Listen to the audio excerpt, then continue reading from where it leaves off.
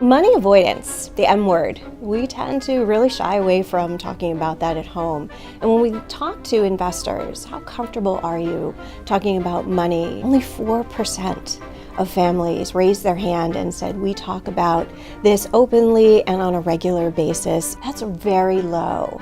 And then when we look a little bit closer at some of the data that we have 45% of families that say they don't talk about money matters at all. And that needs to change.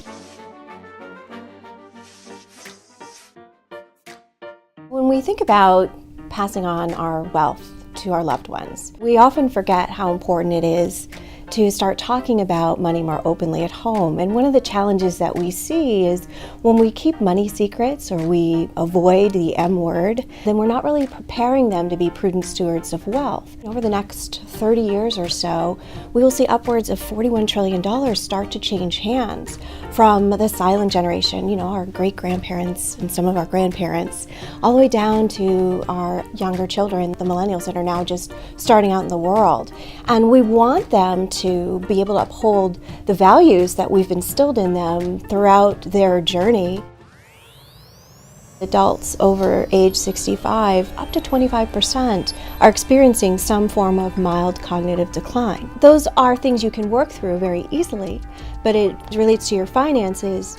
Having a plan in place in advance to protect yourself for having changes in your financial capacity is critical.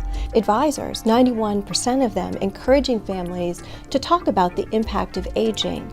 Yet when we look at investors, only 46% of them feel that this is a conversation they should have. We should be working on that as part of our retirement plan structure while we're most able, I would say in our 40s. We all think we're smarter than we really are. And if you were to ask individual investors, how well do you think you would score on a financial literacy test? I think you would find 2 out of 3 investors telling you that their aptitude is actually going to be much higher than the score would indicate.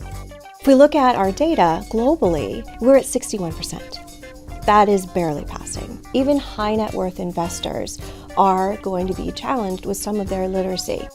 Regardless of whether it's $500 or $5 million that you're passing on down, you want that to be able to continue to build versus slowly dwindling away, and by the 3rd generation, it's gone.